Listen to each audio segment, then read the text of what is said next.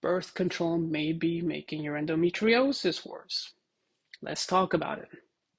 You see, for years, the dominant theory around endometriosis has been incredibly simple and frankly outdated, but simple nonetheless.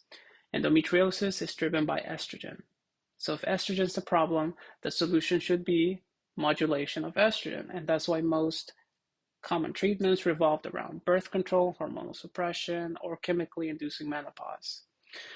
But when you start studying the cell biology of endometriosis, something much more complex appears. You see, these lesions don't just respond to estrogen, they create a hyperestrogenic environment, localized, that is. The engine driving that process isn't just hormones, it's metabolism, but more specifically, mitochondrial metabolism.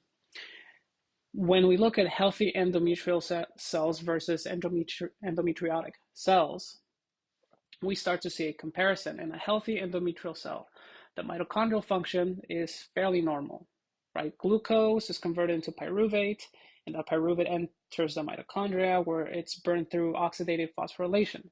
That process produces ATP highly efficiently, and it keeps the cell's metabolism tightly regulated. But in an endometriotic cell, the mitochondria behaves entirely different, as we will see here. Instead of functioning primarily as energy engines, they become partially dysfunctional, and that dysfunction pushes a cell into something known as the Warburg metabolic state.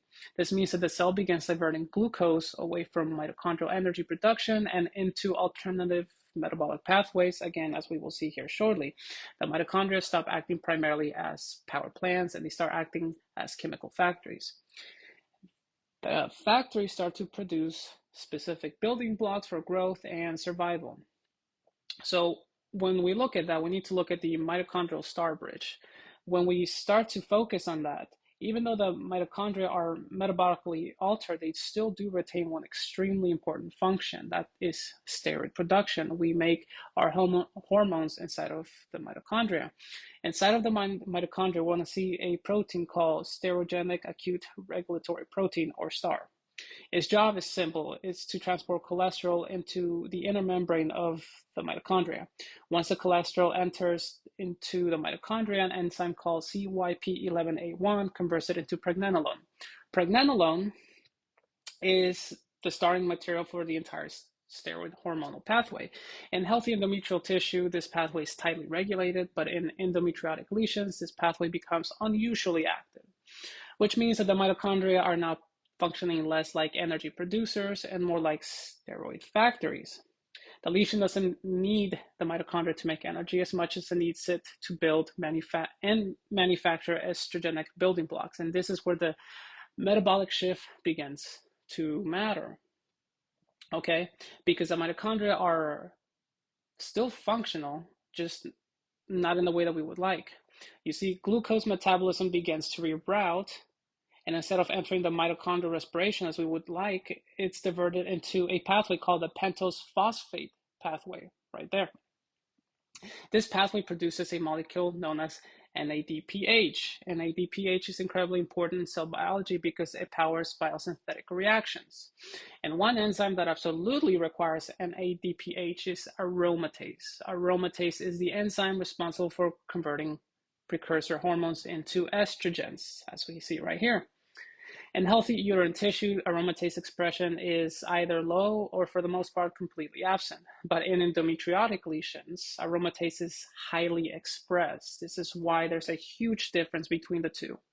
So now that the lesions have two things working in its favor, mitochondria are practically steroid producing factories, and then the Warburg metabolic shift is generating large amounts of NADPH. And so the NADPH fuels aromatase, as we can see right here, and then the lesions convert those into steroid precursors into local estrogen, which creates a very concerning loop right here. Most of the times, this is localized estrogen. It might not be systemic. It can become systemic, but typically, when we're talking about this, we're talking about localized estrogen.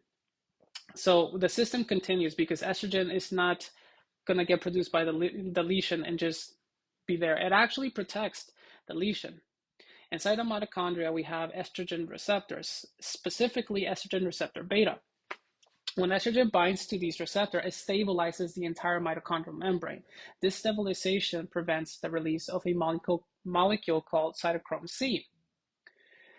Cytochrome C is one of the signals that trigger for apoptosis. This is programmed cell death. When cytochrome C stays trapped inside the mitochondria, the cell avoids apoptosis, or in other words, the cell survives even though it should not. Estrogen increases the antioxidant defenses within the mitochondria, which further protects the cell from oxidative stress. So it's two factors here. So the system begins to reinforce itself. The more dysfunctional the mitochondria become, the more the glucose gets diverted, and then so on and so forth, and NADPH production, and then that leads to more cholesterol turning into estrogen, and then that estrogen gets sent to, the estrogen receptors over here, and then the mitochondria becomes more and more stabilized. This creates an extremely powerful metabolic survival loop, and extremely stable at that. So when you compare the healthy endometrial cells to endometriotic cells, the shift becomes extremely clear. Healthy endometrial cells are primarily estrogen responsive. They rely on systemic estrogen signals, but endometriotic lesions, on the other hand, they become estrogen-producing systems. Aromatase activity becomes high, as we can see here, and that metabolism shifts towards NADPH reduction, and then that mitochondria function less as energy generators and more as sterogenic hubs. This sustains deletion. Deletion essentially builds its own hormonal protective environment. It's a shield. Let's talk about why birth control is a problem. This is a very, very uncomfortable question because it's been widely prescribed for endometriosis.